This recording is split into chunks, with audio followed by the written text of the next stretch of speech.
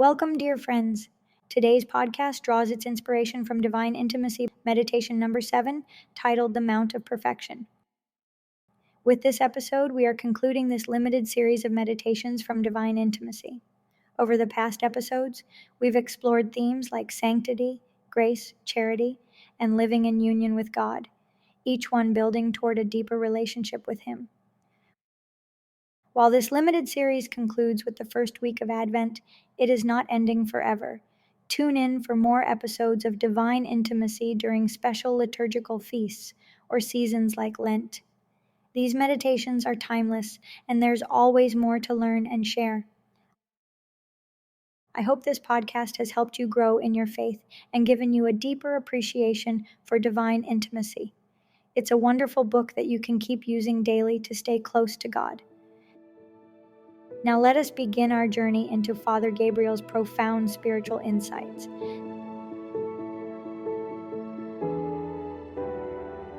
It's hard to believe it's already the end of our first week. I know, right? It feels like we just started reflecting on Advent, and yet we've already covered so much ground. Yeah, from that call to holiness. To that amazing gift of grace. Definitely. And then the importance of love. The centrality of it. And that mystery of our union with God. Absolutely. Today we're going to explore this powerful image that sums up everything we've discussed. Oh, I like that. And that is the image from St. John of the Cross of the Mount of Perfection. Yes, the Mount of Perfection. It's so much more than just a concept, though, right? Right. It really is a roadmap for our spiritual lives. It is. It helps us to visualize the choices that we're making on this journey towards God. And you know, what really strikes me is how every theme that we've talked about this week kind of leads up to the foot of this mountain. Oh, interesting. As if sanctity and grace and charity and union with God are actually the things we need to even begin to climb it. That's a beautiful insight. You're so right. Yeah. Each of those themes is so essential.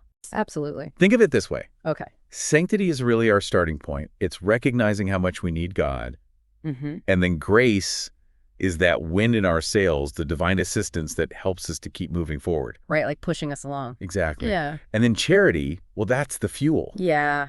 That's the love that motivates each step. It is. It is. And then union with God, that's the peak, that's the goal. The top of that mountain. Exactly. Okay, so let's imagine ourselves standing at the bottom of the Mount of Perfection. Okay. What do we see? So imagine this towering peak, and it's kind of shrouded in this mist, slopes rising really steeply towards heaven. Wow. And at the very top, there are these words that are just inscribed in brilliant light. What do they say? They say, "Only the honor and glory of God remains." Oh, wow. That's pretty powerful.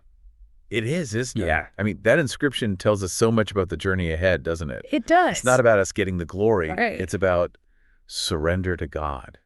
Completely letting go. Yes, letting go of anything that's not Him. Exactly. And so to reach the summit, we're presented with 3 paths. 3 paths. This is where it gets interesting. I know, right? Yeah, tell me more about them. Okay, so the first path is the one on the left, and it's wide, it's inviting, it looks easy. Oh, okay. Yeah, and it's full of that allure of worldly desires, comfort, pleasure, status, knowledge, all of that. Right. All those things that appeal to, I don't know. Yeah, our senses. Yeah, our ego, our senses, yeah. Yeah. It sounds tempting. It does, doesn't it? It does. It's like this path is almost designed to trick us. Like a shortcut. Yeah, with promises of getting what we want right away. Instant gratification. Yes, exactly. But there's a catch, right? Of course there is. Because St. John of the Cross is warning us. He's saying this path leads to a dead end.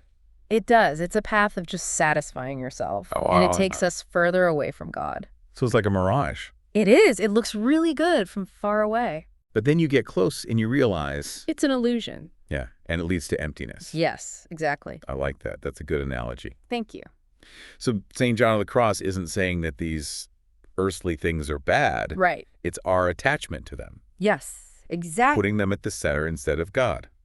That's it. Okay, so what about the second path, the one to the right? Okay, so this path is also wide and it seems positive. Okay. It's the path of pursuing spiritual things. Okay, like what?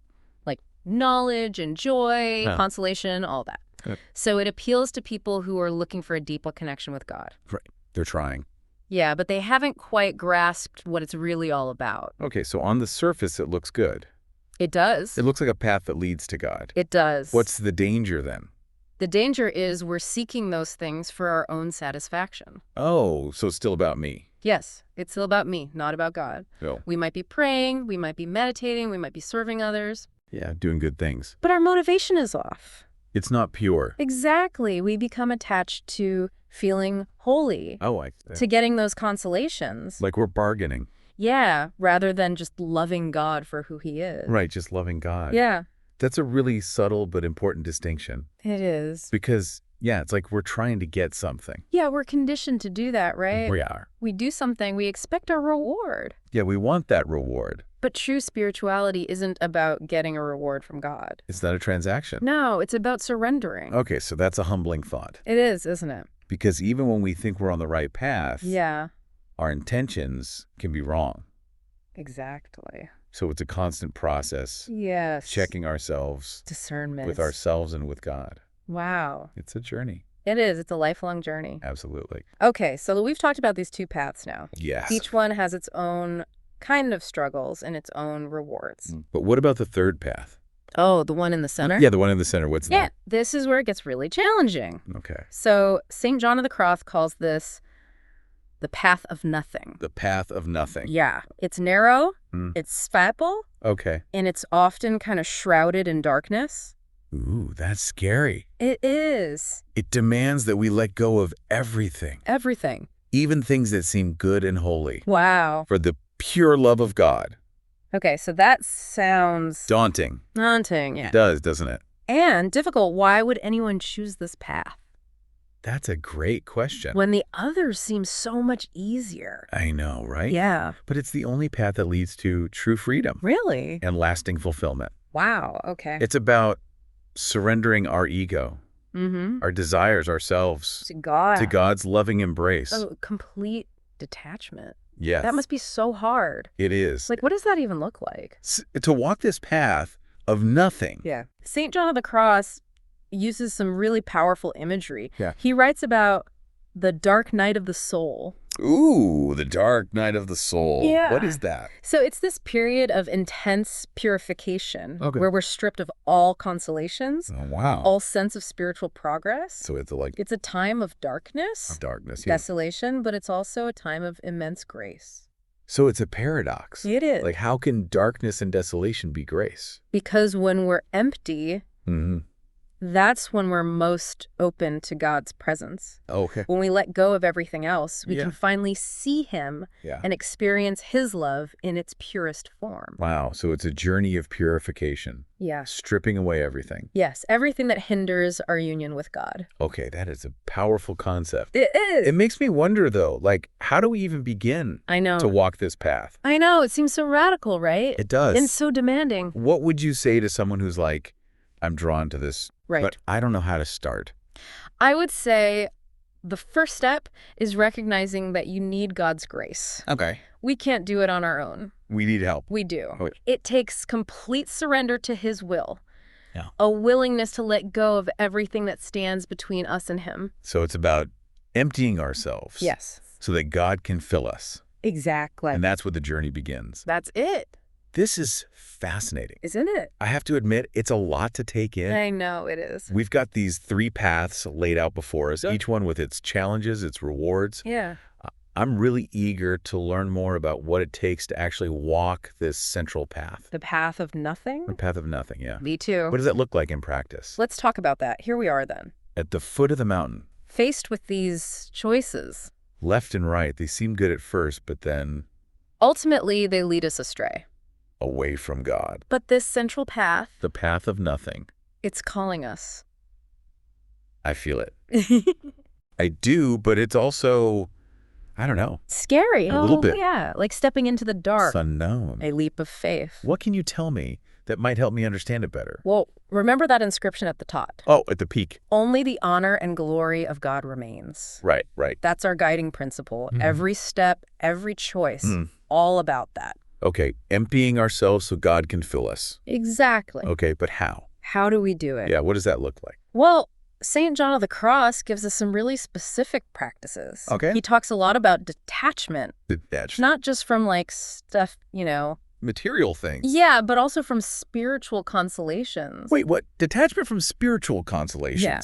But aren't we supposed to want those? You're not rejecting them. Right. Yeah. You're just not clinging to them. Okay. Remember, even good spiritual experiences can become a distraction. If we're doing it for ourselves. Exactly. If it's about us, not about God.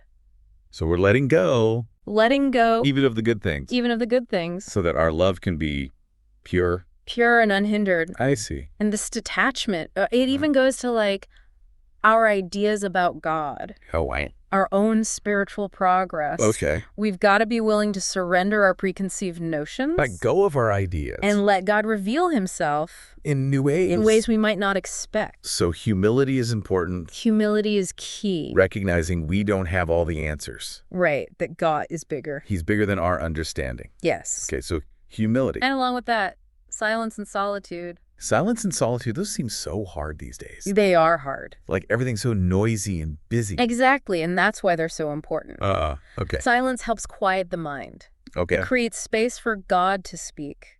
Solitude helps us detach from the demands of the world. And focus on God. And deepen our relationship with him. So it's not about being a hermit. Not necessarily. But being intentional. Yes, carving out time and space. For stillness. To be receptive. To God's presence. That's it. Okay, so we create those conditions. And this is where St. John of the Cross introduces this really powerful concept. Oh, what's that? The dark night of the soul. The dark night of the soul. Yeah, it sounds kind of scary, doesn't it? It does, a little bit. It's not about God punishing us or abandoning us. It's actually a stage of growth. Okay. Spiritual purification. So we're being stripped? Stripped of all that's not God. Oh, so that's why it's dark. It's often marked by those feelings of emptiness. Emptiness. Even despair. Yeah, but it's through that darkness that we're drawn closer. Closer to God. Our faith is refined. So like being refined by fire. Yes. All the impurities are burned away. And what's left? Something stronger. Something more pure. Wow. That's a good image. It is. So the dark night of the soul, it's a crucible. It is. Burning away the bad stuff. Our attachments, illusions, our self-reliance. And what's left? Pure gold. The gold of our love for God. Yes. Wow. That sounds intense. It is intense. And maybe a little frightening. It can be. How do we deal with that? St. John of the Cross assures us that God is with us. He doesn't leave us. Every step of the way, even in the dark. Okay, so we have to surrender, trust that he's working. Even when we can't see it. Even when we can't feel it. That's faith. So we cling to hope. Even in those moments of desolation. Knowing that God's using them. To purify us. To get us closer to him. Exactly. And when we get through those dark nights, we come out transformed. Transformed. Our love is deeper. Our faith is unshakable. We experience peace and joy. The world can't give. That transcends circumstances. So it's like that inscription. The one at the summit. It's coming to life within us. It is. The honor and glory. Not ours to grasp. But God's alone. And in that surrender, we find freedom. And fulfillment. Wow. That's the beauty of this path. The path of nothing. Losing ourselves. To find ourselves in God. But remember, this journey, we don't have to do it alone. Oh, what do you mean? Well, St. John of the Cross, he knew we needed each other. Oh, okay. He emphasized spiritual guidance. Okay, so we need help. We need people to walk with us. To encourage us. To challenge us. To help us figure out what God wants. To discern his will. So even though it's ultimately between us and God, it's good to have companions. Absolutely. We need people who can see our blind spots. Okay. Support us when we stumble. And remind us of the goal. When we lose sight of it. It's like climbing a mountain. It is, isn't it? You wouldn't do that alone. No, you need guides. Other climbers to encourage you. That's right. That's a good analogy. Thanks. Makes me think about community. The community of faith. Yeah, we're not meant to do this alone. Exactly. That's why the church is so important. The church? With its sacraments, its teachings, its people. The community? Yeah, it's like a base camp. At the foot of the mountain. It gives us what we need. To start climbing. The resources, the guidance, the company. I like that. The base camp. And as we gather strength from that base camp, we set out. With confidence. Knowing we're not alone. And that God is with us. Every step of the way. This has been really insightful. I feel like I'm beginning to understand the This challenges, rewards. But I have another question. What's that? St. John of the Cross talks about union with God. Yeah. What does that actually look like? What does it mean? To be united with God. That's the ultimate mystery, isn't it? It is. But St. John of the Cross gives us glimpses, He does. hints of what awaits us at the summit. So, what awaits us at the summit? Well, it's hard to describe, with words. Yeah, I can imagine. It's beyond our human experience. Right. But St. John of the Cross uses these beautiful metaphors. Oh, I like metaphors. Tell me more. Okay, so he talks about divine silence. Divine silence. Yeah, where our minds are finally quiet. Peaceful. And we're enveloped in this peace that surpasses all understanding. Yeah. He also talks about wisdom. Wisdom, okay. But not the kind we get from books. Oh, okay. This is wisdom that comes straight from God. Directly from the source. Illuminating our hearts and minds. Wow, that's powerful. It is, and he describes it as a perpetual banquet. A perpetual banquet, what does that mean? Our souls are nourished by God's infinite love and joy. Wow, it's like complete fulfillment. It is. All our longings are satisfied. In God! In God, wow. So it's not about losing ourselves. No. It's about finding ourselves. In God. In God, yeah. It's about our will becoming perfectly aligned. With His will. So that we only desire what He desires. And that's kind of what we've been talking about all week. It is. Surrendering to His will. Yeah, emptying ourselves. So He can fill us with His grace and love. It all leads to this union. With God. Where sanctity, grace, charity. It all comes together. In perfect harmony. Wow, so the Mount of Perfection isn't just about us. No. It's about what God wants for everyone. That's right, complete union with Him. It's a reminder that we're not alone on this journey. We're all climbing this mountain together. Supporting each other, praying for each other. A community of climbers. Each at different stages. But all going to the same place. The same summit. A glorious summit. And even though it's hard, it's hopeful.